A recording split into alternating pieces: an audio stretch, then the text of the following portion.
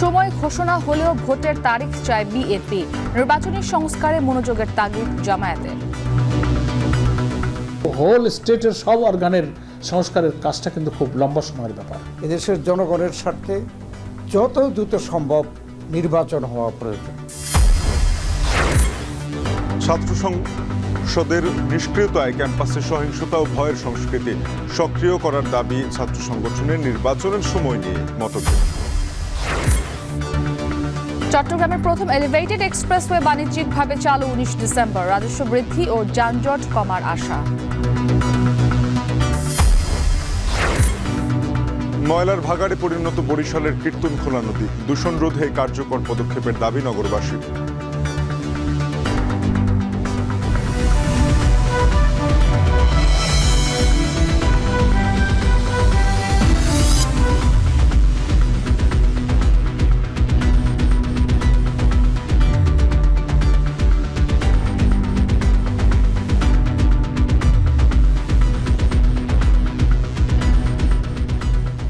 স্বাগত এখন বাজারে। পুরো আয়োজন আপনাদের সাথে আছি আমি ইসরাত মুক্তি এবং আমি তানজিম শাফিন। অন্তর্বর্তী সরকারের নির্বাচনের তারিখ ঘোষণাকে স্বাগত জানালেও এ নিয়ে অস্বস্তি রয়েছে রাজনৈতিক দলগুলোর। সুস্পষ্টভাবে দিনক্ষণ ঘোষণার প্রত্যাশা ছিল তাদের। বিএনপি দ্রুত নির্বাচন অনুষ্ঠানের সুস্পষ্ট তারিখ চাইলেও বাংলাদেশ জামায়াতে ইসলামী অবাধ ও সুষ্ঠু নির্বাচনের স্বার্থে সরকারের বেঁধে দেওয়ার সময়ের সঙ্গে একমত। তবে রাজনৈতিক বিশ্লেষকরা মনে করেন সংস্কার প্রক্রিয়া দীর্ঘমেয়াদী হওয়ায় যত দ্রুত সম্ভব নির্বাচন দেয়াই দেশ ও জাতির জন্য কল্যাণকর। মুজাহিদ শুভর প্রতিবেদন।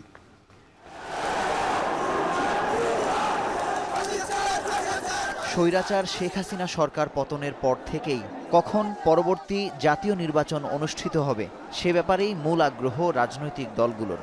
সবার আগে বিএনপি এবং পর্যায়ক্রমে স্বৈরাচার বিরোধী বাকি সব দল নির্বাচনের রোডম্যাপ ঘোষণা করতে চাপ দিতে থাকে অন্তর্বর্তী সরকারকে।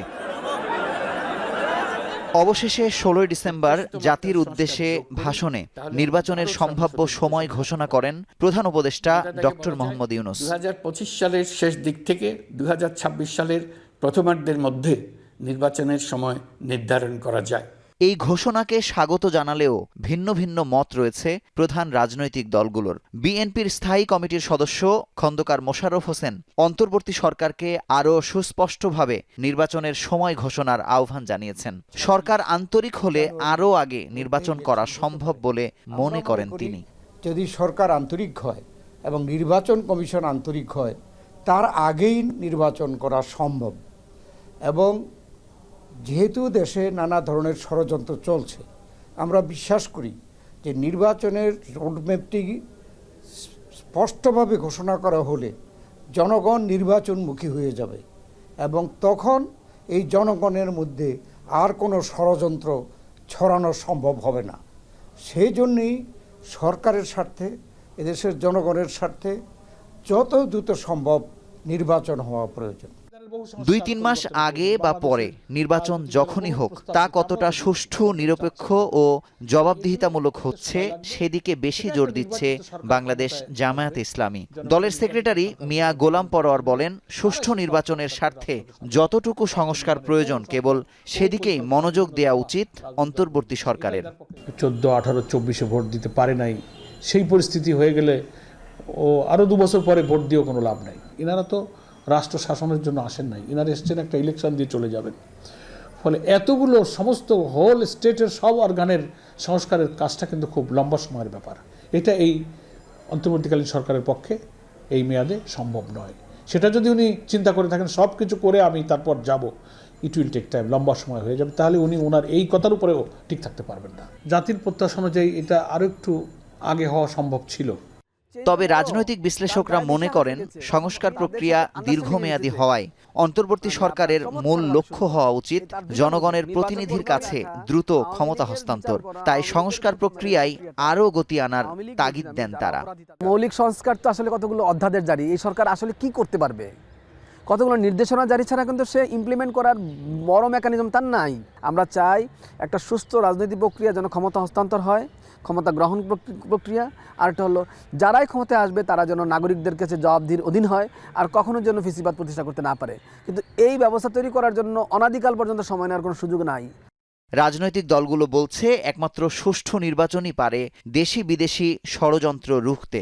16 ডিসেম্বর ঘোষণা দেয়া নির্বাচনী রোডম্যাপ যেন সান্ত্বনার বাণী না হয়, এতে অন্তর্বর্তী সরকারের সকল ভালো কার্যক্রম প্রশ্নবিদ্ধ হবে। মুজাহিদ শুভ, এখন, ঢাকা। 3 দশকের বেশি সময় ধরে কলেজ বিশ্ববিদ্যালয়গুলোতে ছাত্র সংসদ নিষ্ক্রিয় থাকায় নেতৃত্ব তৈরি এবং শিক্ষার্থীদের অধিকার প্রতিষ্ঠা হচ্ছে না বলে মনে করেন শিক্ষার্থীরা। এর সুযোগ নেয় ক্ষমতাসীন দলের ছাত্র সংগঠন। বিশ্ববিদ্যালয়গুলোতে তৈরি হয় ভয়ের সংস্কৃতি। 5 আগস্টের অভ্যুত্থানের পর তাই জোরালো হয় ছাত্র সংসদকে সক্রিয় করার দাবি। তবে বৈষম্য বিরোধী ছাত্র আন্দোলন, ছাত্র শিবির ও ছাত্র ইউনিয়ন দ্রুত নির্বাচনের কথা বললেও পর্যাপ্ত সময় চাইছে ছাত্রদল। ফরহাদ বিন নূরের প্রতিবেদন। রাতভর নির্মম নির্যাতনের পর আবরার ফাহাদের এই নিথর দেহ। 5 বছর আগে বুয়েট শাখা ছাত্রলীগের হাতে মেধাবী শিক্ষার্থীকে হত্যার পেছনেই একটি ফেসবুক স্ট্যাটাস, যেখানে ওই শিক্ষার্থী ভারতের আগ্রাসনের বিরুদ্ধে মাতৃভূমির পক্ষে অবস্থান নিয়েছিলেন। এভাবে গেল 15 বছরে বিশ্ববিদ্যালয়গুলোতে শুধু ছাত্রলীগের হাতেই খুন হয়েছে কমপক্ষে 39 জন।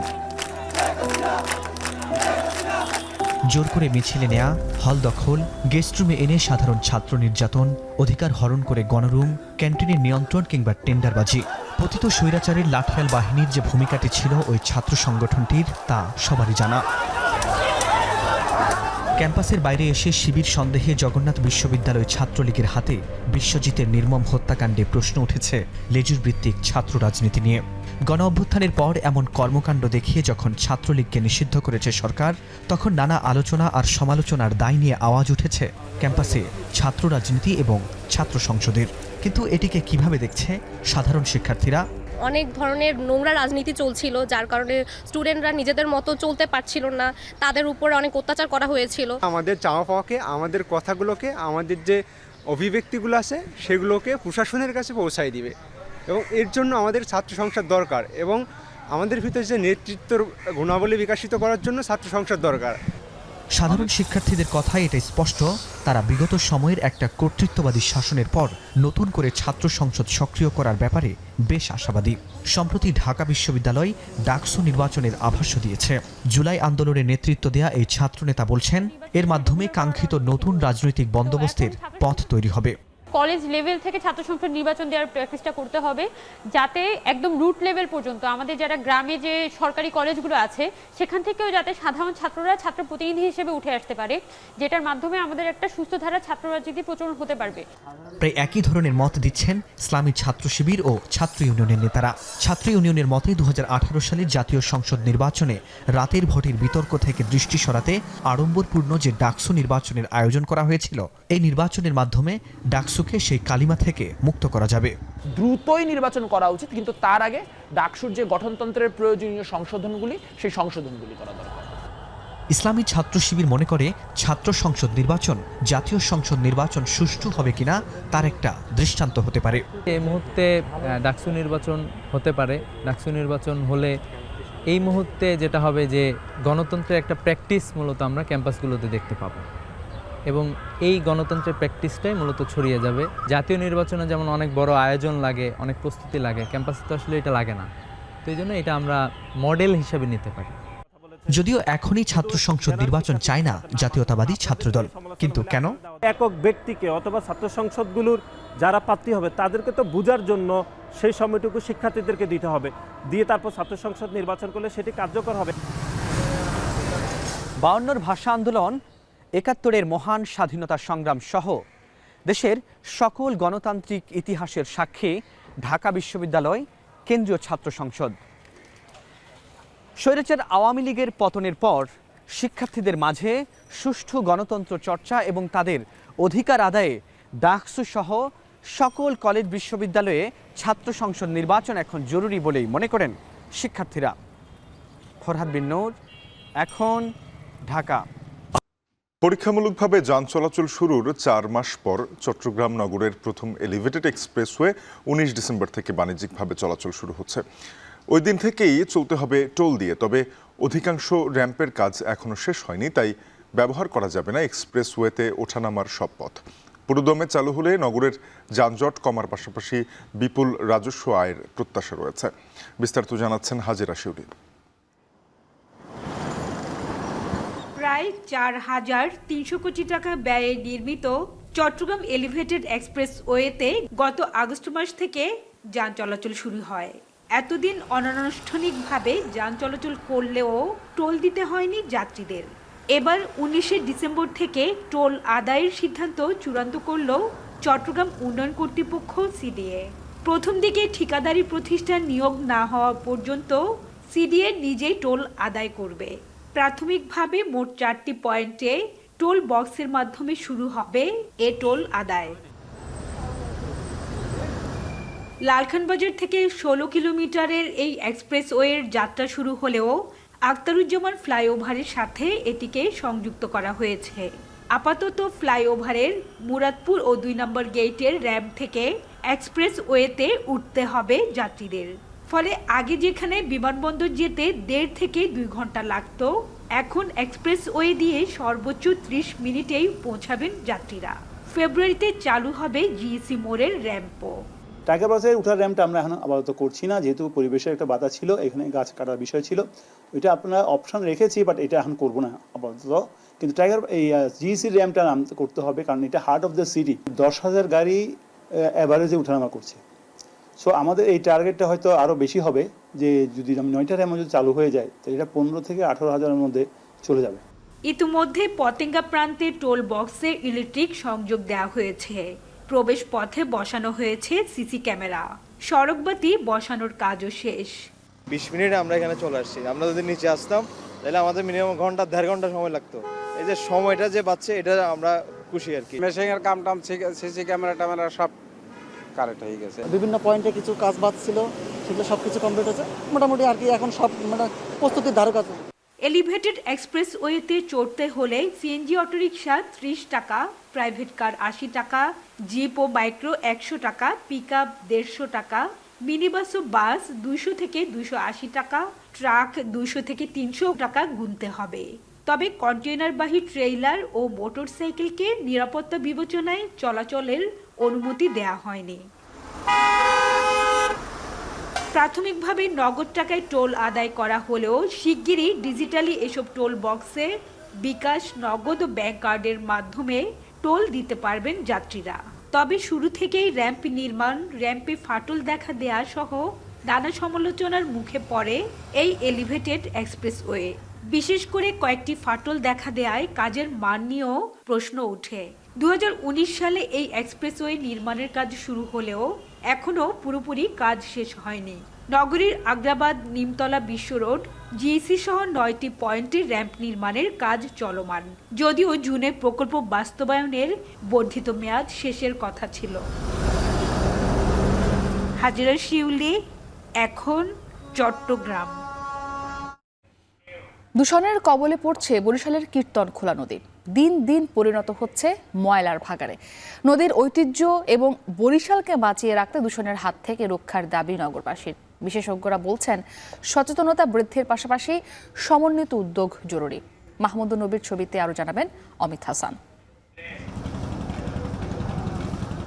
বরিশালের ঐতিহ্যবাহী কীর্তনখোলা নদী। সময়ের বিবর্তনে বাংলার ভেনিস খ্যাত কীর্তনখোলার সেই সৌন্দর্য যেন ধুয়ে মুছে গেছে। কীর্তনের উৎসব হারিয়ে এখন নিত্য দূষণের কবলে এই তটিনী। নদীর পানিতে ভাসছে প্লাস্টিকের বোতল, খাবারের প্যাকেট সহ পলিথিন বর্জ্য।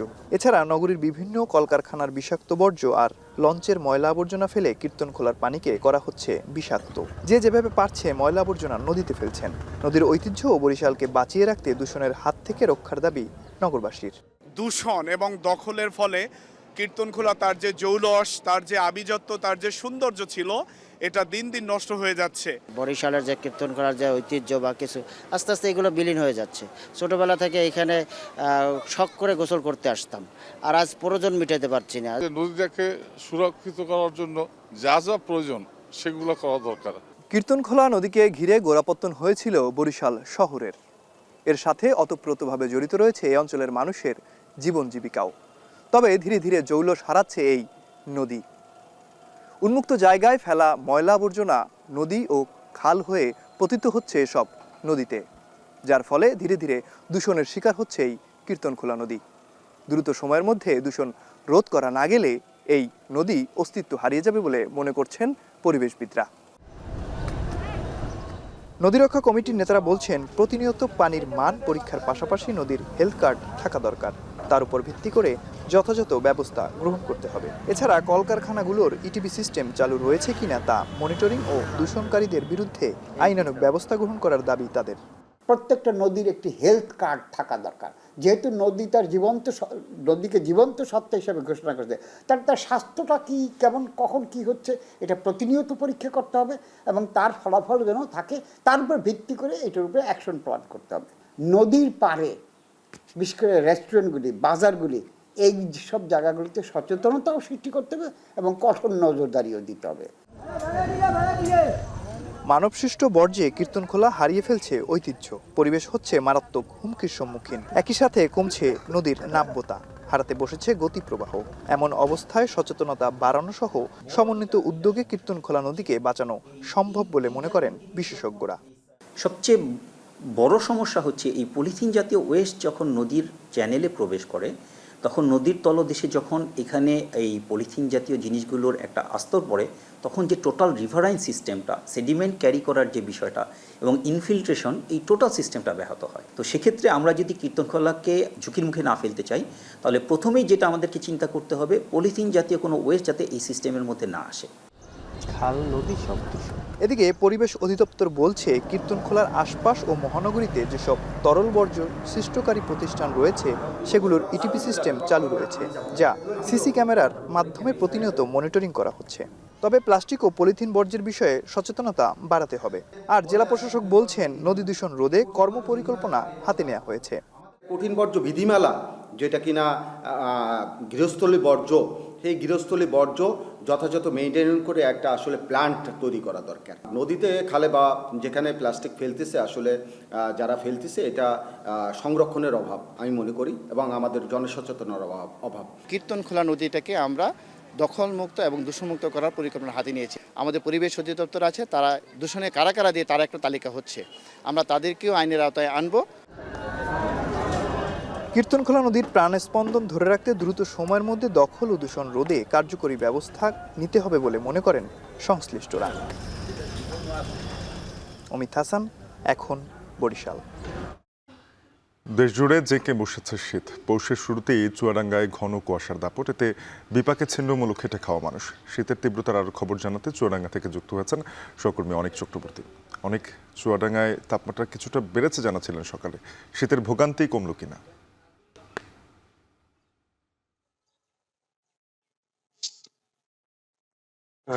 শাফিন, আসলে শীত যদি উপভোগ করতে হয় আপনাকে, তাহলে কিন্তু আসলে চুয়াডাঙ্গাতে আসতে হবে। শীত সাধারণ মানুষের শুধু উপভোগই নয়, এখানে কিন্তু আসলে আসলে দুর্ভোগের চিত্রটি আসলে বেশি দেখা যাবে। কারণ আজ সকাল ৬টায় তাপমাত্রা 11 ডিগ্রি সেলসিয়াস আবহাওয়া অফিস রেকর্ড করেছে। তাপমাত্রা আর পরিমাণ কিছুটা আবহাওয়া অফিস বেড়েছে বললেও শীতের যে অনুভব সেটি কিন্তু আসলে কমেনি। আমরা সকাল থেকেই দেখেছি যে শীতের অনুভব গত কয়েকদিন যেমন ছিল, আজও ঠিক তেমনই আছে। সাধারণ মানুষের উপস্থিতি আসলে রাস্তাঘাটে খুবই কম। যারা বের হচ্ছে বাসার বাইরে, তারা কিন্তু খুব প্রয়োজন ছাড়াই আসলে বাসা থেকে বের হচ্ছে না। পাশাপাশি এই যে শীত এবং ঘন কুয়াশা, এই ঘন কুয়াশায় কিন্তু বীজতলার একটা বড় আকারে ক্ষতি হয়েছে কৃষকদের। কৃষি সম্প্রসারণ অধিদপ্তরের পক্ষ থেকে যারা কৃষক আছে তাদেরকে নানাভাবে পরামর্শ দেওয়া হচ্ছে।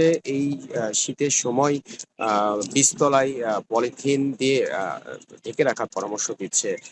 আমি ঠিক আছি এখন সাতগাড়ি এলাকায়। এই গ্রামে এসে আমি দেখেছি যে আসলে কৃষক যারা আছে, যারা মাঠে বীজতলা রোপণ করেছে, তারা কিন্তু পলিথিন দিয়ে আসলে এই কুয়াশার হাত থেকে বাঁচতে বীজতলাগুলো ঢেকে রাখছে এবং একটু বেলা বাড়লে, সূর্যের দেখা মিললে সেই বীজতলা থেকে কিন্তু আবার পলিথিনগুলো তারা সরিয়ে ফেলছে। এক প্রকার দুর্ভোগ বলা চলে।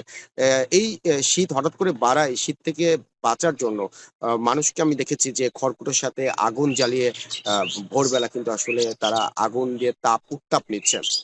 পাশাপাশি এই যে শ্রমজীবী যারা মানুষ আছে তারা কিন্তু তাদের বড় একটা আয়ের উৎস কিন্তু আসলে ভাটা পড়েছে শীতকালের সাথে সাথে। বেশ কিছু শ্রমিকের সাথে আমার কথা হয়েছিল গ্রামে, তারা বলছে যে মাঠে তারা সকাল থেকেই কাজে আসে, একটি নির্দিষ্ট সংখ্যার শ্রম বিক্রি করতে আসে তারা। সামান্য কিছু টাকার জন্য তারা যখন ভোরবেলা বাসা থেকে বের হয়, ঠিক তখনই কিন্তু আসলে এই শীতের যে অনুভব, এতে কিন্তু তাদের একটা ভাটা পড়ে আয়ের উৎসে। সব মিলিয়ে কিন্তু শীত উপভোগের পাশাপাশি কিন্তু দুর্ভোগের চিত্রটাই আসলে চুয়াডাঙ্গায় বেশি। তো শাফিন, শীত পরিস্থিতি নিয়ে আমার কাছে চুয়াডাঙ্গায় এই ছিল। অনেক চক্রবর্তী যুক্ত হয়েছিলেন চুয়াডাঙ্গা থেকে, জানাচ্ছিলেন শীতের তীব্রতা নিয়ে। এদিকে শীতের কারণে বাড়ছে ঠান্ডাজনিত রোগ, এবারে সে বিষয়ে বিস্তারিত জানব। মেহেরপুরে বাড়ছে ঠান্ডাজনিত রোগ। জেলার 250 শয্যা বিশিষ্ট হাসপাতালে বেড়েছে রোগের চাপ।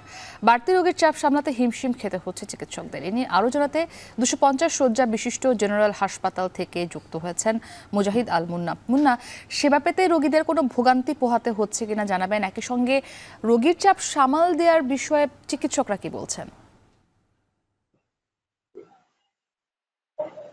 মুক্তি, আপনাকে জানিয়ে রাখি, মেহেরপুর এবং চুয়াডাঙ্গা অঞ্চল কিন্তু সবসময় শীত বেশি পড়ে। গত কয়েক সপ্তাহ ধরেই কিন্তু এই অঞ্চলে একেবারে জেগে বসেছে শীত। আমি যদি আজকের কথা বলি, আজকে চুয়াডাঙ্গা আঞ্চলিক যে আবহাওয়া অফিস, তারা আজকে সকাল 6টার সময় তাপমাত্রা সর্বনিম্ন তাপমাত্রা রেকর্ড করেছে 11 ডিগ্রি সেলসিয়াস, যা গত কয়েকদিন আগে আরো কিন্তু কম ছিল, 9 ডিগ্রিতে এসে ঠেকেছে। যার ফলে কিন্তু ঠান্ডা জনিত যে রোগ, বিশেষ করে শীতকাল জনিত যে সমস্ত রোগ, এই সমস্ত রোগীদের চাপ কিন্তু মেহেরপুর হাসপাতালে বাড়ছে।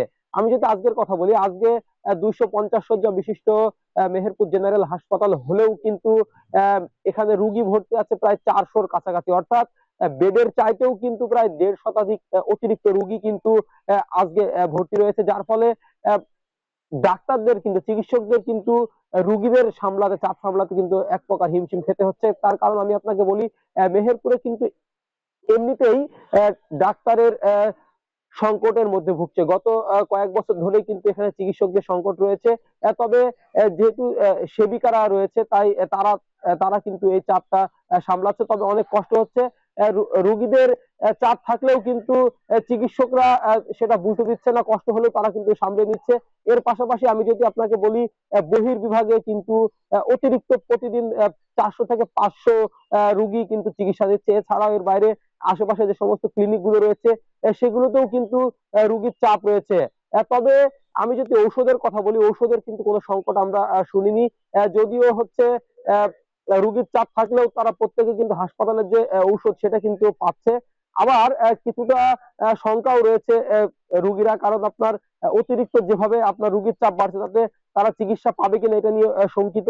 আমি কয়েকজন রোগীর সাথে কথা বলেছি, রোগীর স্বজনদের সাথে কথা বলেছি, তারাও কিন্তু আমাকে জানিয়েছে রোগীর চাপ থাকলেও তারা কিন্তু পর্যাপ্ত পরিমাণে ঔষধ এবং চিকিৎসা সেবা পাচ্ছে। এর বাইরে আমি চিকিৎসকদের সাথে কথা বলেছি, তারা আমাকে বলেছে যেহেতু ধীরে ধীরে এই অঞ্চলে ঠান্ডা জেগে বসছে, তাপমাত্রা কমতে শুরু করছে, তাই রোগীর চাপ আরো বাড়তে পারে। তাই বাড়ির বয়োজ্যেষ্ঠ এবং যারা শিশু রয়েছে তাদেরকে সাবধানে থাকার পরামর্শ দিচ্ছে চিকিৎসকরা।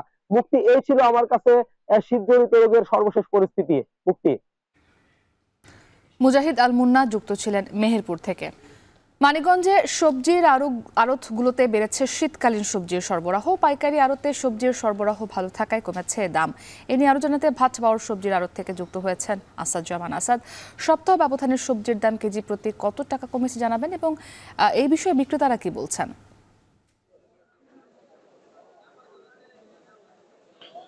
মুক্তি, আপনি যেমনটি বলছিলেন, আমি এখন রয়েছি মানিকগঞ্জ ভাট বাউ সবজির আড়তে। তো সপ্তাহের ব্যবধানে কিন্তু আমরা দেখেছি যে প্রায় সবজির দাম কিন্তু 10 টাকা পর্যন্ত কমেছে।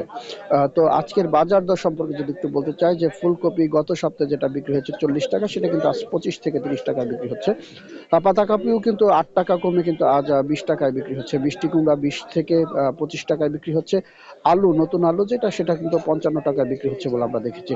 অপরদিকে বেগুন 25 থেকে 30 টাকা, সিম 25 থেকে 28 টাকা, ধনিয়া পাতা সেটা হচ্ছে কমে কিন্তু আজকে 10 টাকায় বিক্রি হচ্ছে। আর মূলা যেটা গত সপ্তাহে 20 টাকা 15 থেকে 20 টাকা ছিল, সেটা কিন্তু আজ কমে 5 থেকে 6 টাকায় বিক্রি হচ্ছে। আর গাজর সেটা বিক্রি হচ্ছে 45 টাকা, এবং টমেটো এটা সরবরাহ একটু কম, যার কারণে কিন্তু এখনো এটা 60 থেকে 65 টাকা বিক্রি হচ্ছে, এবং যে শসা রয়েছে সেটা কিন্তু 35 টাকা আমরা বিক্রি হতে দেখেছি। বিক্রেতারা বলছেন শুধুমাত্র টমেটো সরবরাহটা কিছুটা কম, যেটা গত হয়তোবা 2 সপ্তাহ পরে সেটা কিন্তু এই 30 থেকে 35 টাকার মধ্যে চলে আসবে। অন্যান্য সবজি সরবরাহ বেশ ভালো দেখতে পেয়েছি, যার কারণে কিন্তু সপ্তাহের ব্যবধানে 10 টাকা পর্যন্ত কমেছে এবং খুব হাতের নাগালে চলে এসছে বলে আমরা দেখতে পেয়েছি। অধিকাংশ সবজি আমরা দেখতে পেয়েছি প্রায় পাইকারি দরে 20 থেকে 25 থেকে 30 টাকার মধ্যে কিন্তু সব সবজিগুলো রয়েছে, যেগুলো কিন্তু এখন সবচেয়ে বেশি মানুষ খাচ্ছে। অপরদিকে যে এই যে সবজির আড়ত, এই সবজির আড়ত থেকে যত দূর পর্যন্ত আশেপাশে যতগুলো কাঁচামালের খুচরা বিক্রেতা রয়েছে, তারা কিন্তু এখান থেকে নিয়ে সেখানে কেজি প্রতি 8 থেকে 10 টাকা বেশিতে বিক্রি করছে বলে আমরা খুচরা বিক্রেতাদের সাথে কথা বলে জানতে পেরেছি। অপরদিকে এই যে শীতকালীন সবজিগুলো রয়েছে, এটা আরো 2 সপ্তাহ গেলেই কিন্তু দেখা যাবে যে 15 থেকে 20 টাকা বা 22 টাকার মধ্যে কিন্তু সব চলে আসবে বলে তারা বলেছে। এই যে আমি রয়েছে আড়তটাতে, এই আড়তটিতে প্রতিদিন ভোর থেকে সকাল 9টা পর্যন্ত প্রায় 1.5 কোটি টাকার উপর শুধুমাত্র সবজি বেচাকিনি হয়ে থাকে। অপরদিকে শুধুমাত্র যে এই সবজির বিকেল বেলা কিন্তু এই আড়তে যে সবজিগুলো আসে, যেগুলো হচ্ছে আশপাশের যারা কৃষকরা রয়েছেন তারা কিন্তু এখানে নিয়ে আসেন, সেইগুলো এখানকার পাইকাররা কিন্তু ট্রাকে করে কিন্তু ঢাকার বিভিন্ন বাজারে পাঠায় বলে আমরা জানতে পেরেছি। আর এখানকার যারা বিক্রেতা রয়েছেন তারাও কিন্তু আমাদেরকে বলছেন যে আর কয়েকদিনের মধ্যে আরো হাতের নাগালে চলে আসবে শীতকালীন সবজি। তো মুক্তি, এই ছিল আমার কাছে সবজির বাজার থেকে সর্বশেষ সংবাদ। আসাদ জামান যুক্ত ছিলেন মানিকগঞ্জ থেকে। চলন বিলে কৃষকের লাভ খেয়ে নিল কচুরিপানা। বন্যার পানিতে স্রোত না থাকায় পুরো বিল জুড়ে জলাবদ্ধতার পাশাপাশি ছেয়ে গেছে কচুরিপানা। মাসখানেক পর যে জমিতে বোরো ধান রোপণ করবেন কৃষক, সেখানে এখন হাঁটু সমান পানি। এ নিয়ে দিশেহারা এই অঞ্চলের কৃষক। নাটোর থেকে মাহবুব হোসেনের প্রতিবেদন, ছবি তুলেছেন জাহিদুল ইসলাম সুমন।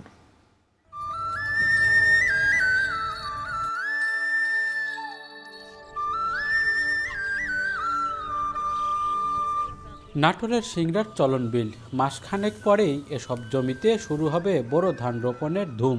তবে বিস্তীর্ণ মাঠ এখন কচুরিপানার দখলে, এতে ধান রোপণে বেগ পেতে হচ্ছে চাষিদের। চলতি বছরের সেপ্টেম্বরের শেষ নাগাদ চলন বিল অঞ্চলে বিলম্ব বন্যা হয়। সে বন্যায় এই পানিতে স্রোত না থাকার কারণে কৃষকদের জমিতেই এভাবে পড়ে রয়েছে কচুরিপানা। এতে করে কৃষকরা যেটি বলছে, এই কচুরিপানা পরিষ্কার করতে তাদের 6 থেকে 7 হাজার টাকা লাগছে প্রতি বিঘায়।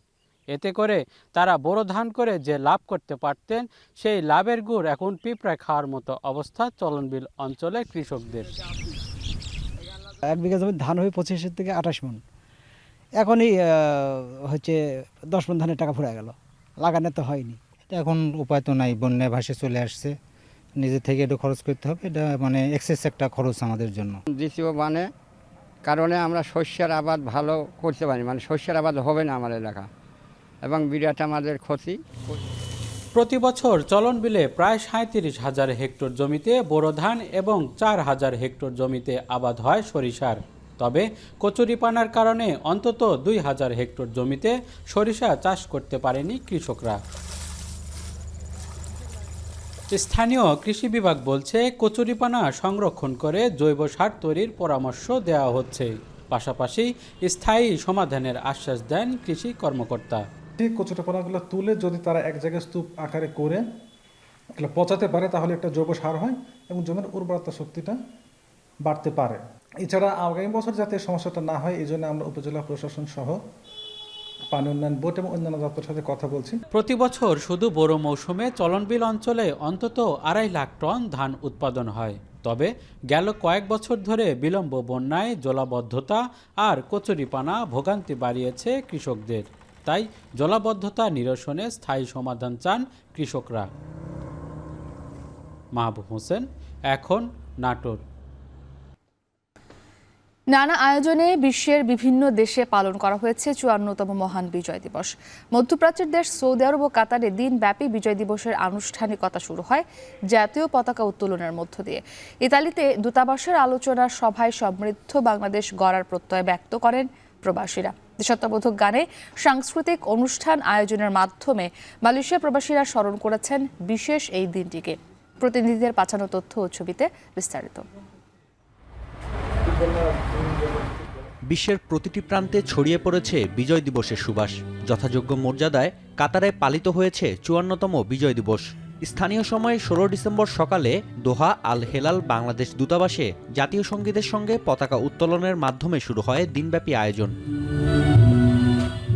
এরপর কাতারের রাষ্ট্রদূত মোহাম্মদ নজরুল ইসলামের সভাপতিত্বে অনুষ্ঠিত হয় আলোচনা সভা। এ সময় বীর শহীদদের আত্মার মাগফেরাত কামনা করে দোয়া ও মোনাজাত করা হয়। উপস্থিত ছিলেন দূতাবাসের কর্মী ও বাংলাদেশ কমিউনিটির নেতৃবৃন্দ। সৌদি আরবে পতাকা উত্তোলনের পাশাপাশি অস্থায়ী স্মৃতিসৌধে ফুল দিয়ে শহীদদের শ্রদ্ধা জানানো হয়। দূতাবাস কর্মকর্তা ছাড়াও এতে উপস্থিত ছিলেন প্রবাসী শিক্ষার্থী ও অভিভাবকেরা। বাংলাদেশ দূতাবাস অডিটোরিয়ামে ১৯৭১ সালের মহান মুক্তিযুদ্ধ ও জুলাই অভ্যুত্থানের শহীদদের জন্য প্রার্থনা করা হয়। পাশাপাশি আলোচনা করা হয় বিজয় দিবসের তাৎপর্য নিয়ে। এই পতাকাটার ভার আমরা নিতে পারবো না, পারতেছি না। নেক্সট জেনারেশন যারা, তাদের হাতে দিয়ে গেলাম। এই পতাকাকে তুলে রাখতে হবে। এই বিজয়টা আমাদের না, এই বিজয়টা আমার সন্তানদের। রোম দূতাবাসের আয়োজনে ইতালিতে পালিত হয় মহান বিজয় দিবস। রাষ্ট্রদূত এটিএম রকিবুল হক জাতীয় পতাকা উত্তোলনের মাধ্যমে শুরু করেন উদযাপনের আনুষ্ঠানিকতা। দ্বিতীয় পর্বে দূতাবাসে প্রবাসীদের সঙ্গে চলে আলোচনা সভা। দেশের অর্থনৈতিক উন্নয়নে নতুন বাংলাদেশ গড়ার শপথ নিতে আহ্বান জানান রাষ্ট্রদূত। আলোচনা শেষে প্রবাসীদের অংশগ্রহণে হয় সাংস্কৃতিক অনুষ্ঠান।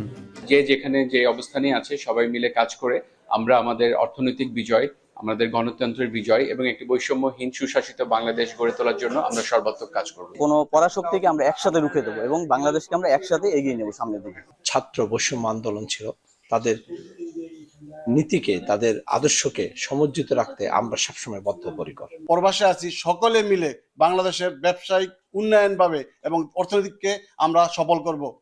মালয়েশিয়াতেও ছড়িয়েছে বাংলাদেশের বিজয়ের সুবাস।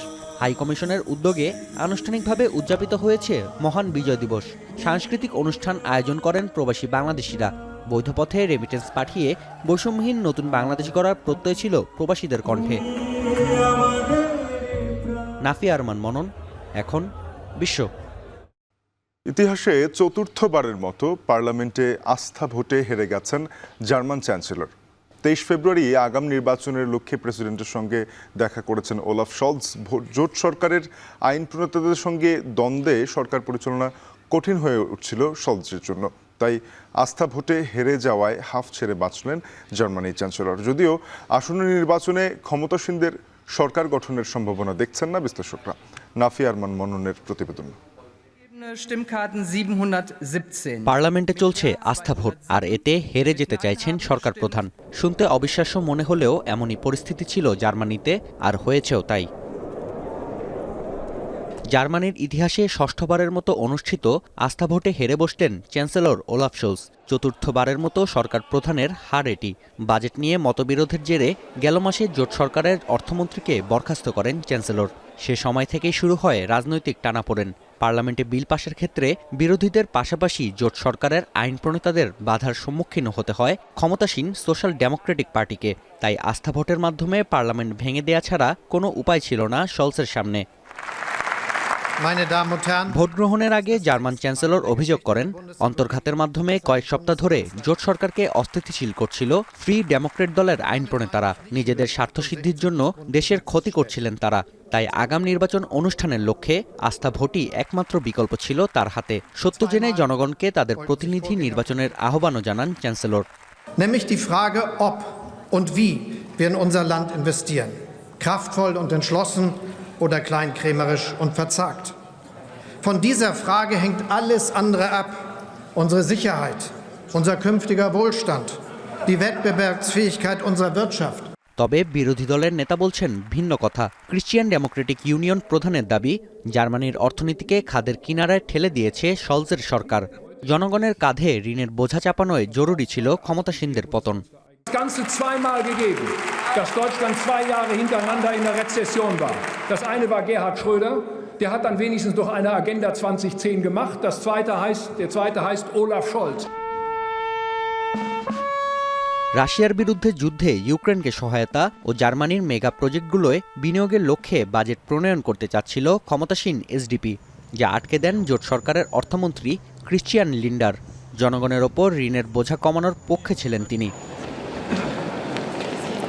আস্থা ভোটে হেরে যাওয়ায় পার্লামেন্ট ভেঙে দিতে প্রেসিডেন্টের সঙ্গে দেখা করেছেন চ্যান্সেলর, যেখানে 23 ফেব্রুয়ারি আগাম নির্বাচনের দিন প্রস্তাব করেছেন ওলাফ শোলস। ধারণা করা হচ্ছে বড়দিনের ছুটি শেষে এ বিষয়ে সিদ্ধান্ত দেবেন প্রেসিডেন্ট। তবে জরিপ বলছে জার্মানির ক্ষমতায় শলজের ফেরত আসার সম্ভাবনা নেই। উল্টো দিকে এগিয়ে থাকলেও সংখ্যাগরিষ্ঠতা অর্জনের মতো জনসমর্থন নেই বিরোধী দল সিডিইউর। তাই আগাম নির্বাচনে আবারও জোট সরকার গঠন হতে পারে বলে ধারণা বিশ্লেষকদের। নাফিয়া আরমান মনন, এখন বিশ্ব। নারীদের পোশাক বিধি সংক্রান্ত বিতর্কিত নতুন একটি আইন কার্যকর স্থগিত করেছে ইরান। আগামী শুক্রবার কার্যকর হওয়ার কথা থাকলেও হিজাব ও সতীত্ব আইন সোমবার স্থগিত করে ইরানের জাতীয় নিরাপত্তা পরিষদ। অস্পষ্ট আখ্যা দিয়ে আইনটি সংস্কারের নির্দেশ দিয়েছেন প্রেসিডেন্ট মাসুদ পেজেশকিয়ান। প্রস্তাবিত নতুন আইনে নির্ধারিত পোশাক বিধি উপেক্ষা করলে কঠোর শাস্তির বিধান রয়েছে। নারী ও মানবাধিকার কর্মীরা তীব্র সমালোচনা করেছেন এই আইনের। নারী ও কিশোরীদের পোশাক চর্চার উপর কঠোর বিধি আরোপ রয়েছে ইরানে। কয়েক দশক ধরে বিষয়টিকে জাতীয় নিরাপত্তার সমতুল্য হিসেবে দেখে আসছে ইসলামিক প্রজাতন্ত্র দেশটি। অতীতে একাধিকবার এ নিয়ে গণরোষ ও আন্দোলনেরও মুখোমুখি হতে হয়েছে ইরান সরকারকে। Criticized the presence of the circumstances around Armani's death are still unclear. She waited with other detained women, but her father adding she had Waliza Ahmed ও ওয়াদিফা আহমেদ দুই বোনই চ্যাম্পিয়ন দাবারু। ইতালিতে জন্মগ্রহণ করা এই সহোদরা বাংলাদেশে এসেছেন, নতুন করে শিখেছেন বাংলা, ভর্তি হয়েছেন বাংলা মিডিয়ামে। এর পাশাপাশি দাবার কোর্টে অসাধারণ পারদর্শিতা দেখিয়ে দেশকে প্রতিনিধিত্ব করছেন বিদেশের মাটিতে। ভূমিকা রাখছেন পরিবারের উপার্জনেও। আরও জানাচ্ছেন আরিফুল ইসলাম সাহাব।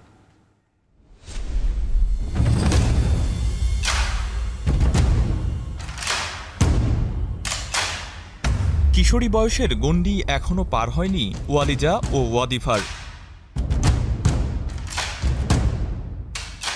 এরই মধ্যে দাবায় দক্ষতা দেখিয়ে দেশ ও দেশের বাইরে পদচারণা দুই বোনের।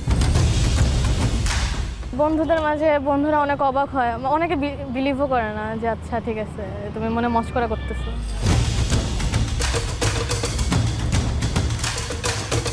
দুজনে প্রায় 10টি দেশের বিভিন্ন টুর্নামেন্টে অংশগ্রহণ করেছেন, কখনো বাংলাদেশ দাবা ফেডারেশনের হয়ে, কখনো বা পরিবারের সহায়তায়।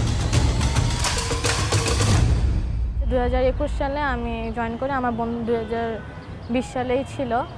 তো ওইখানে ফার্স্ট ওমেন লিগ যেটা হয় ওখানে হচ্ছে নৌবাহিনী থেকে আমরা চ্যাম্পিয়ন হই।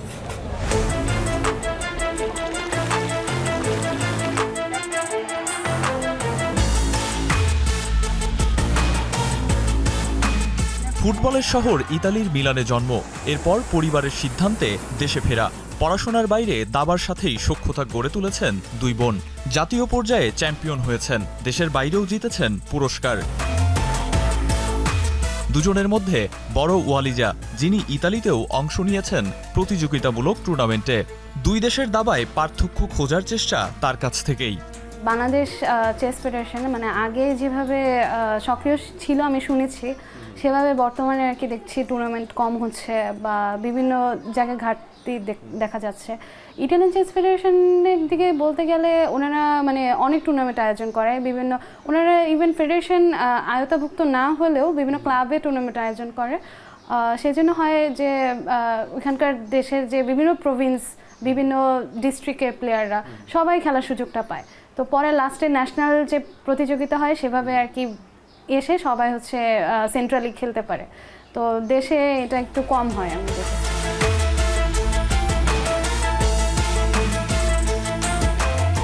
জাতীয় জুনিয়র দাবায় একই টুর্নামেন্টে 2022 ও 2023 সালে চ্যাম্পিয়ন হয়ে রেকর্ড গড়েছেন ওয়ালিজা ওয়াদিফা। তাদের স্বপ্ন তাদের দুজনের মধ্যেই কেউ হবেন বাংলাদেশের প্রথম আন্তর্জাতিক মহিলা গ্র্যান্ডমাস্টার। সেটা নিয়ে আমরা আসলে স্বপ্ন দেখেছি যে মানে আমি অথবা আমার বোন, আমাদের মধ্যে থেকে কেউ একজন ফার্স্ট গ্র্যান্ডমাস্টার হবেন। প্রতিবন্ধকতা আছে, তবে সেই ব্যারিকেড ভেঙে দুই বোন এগিয়ে যেতে চান স্বপ্ন পূরণের পথে। আরিফুল ইসলাম সাহাব, এখন, ঢাকা। শেষ করব এখন বাজার, তবে তার আগে শিরোনামগুলো আরও একবার। সময় ঘোষণা হলেও ভোটের তারিখ চায় বিএনপি, নির্বাচনী সংস্কারে মনোযোগের তাগিদ জামায়াতের। হোল স্টেটের সব অর্গানের সংস্কারের কাজটা কিন্তু খুব লম্বা সময়ের ব্যাপার। এদেশের জনগণের স্বার্থে যত দ্রুত সম্ভব নির্বাচন হওয়া প্রয়োজন। ছাত্র সংসদের নিষ্ক্রিয়তায় ক্যাম্পাসে সহিংসতা ও ভয়ের সংস্কৃতি, সক্রিয় করার দাবি ছাত্র সংগঠনের, নির্বাচনের সময় নিয়ে মতভেদ। চট্টগ্রামের প্রথম এলিভেটেড এক্সপ্রেসওয়ে বাণিজ্যিকভাবে চালু 19 ডিসেম্বর, রাজস্ব বৃদ্ধি ও যানজট কমার আশা। ময়লার ভাগাড়ে পরিণত বরিশালের কীর্তনখোলা নদী, দূষণ রোধে কার্যকর পদক্ষেপের দাবি নগরবাসীর।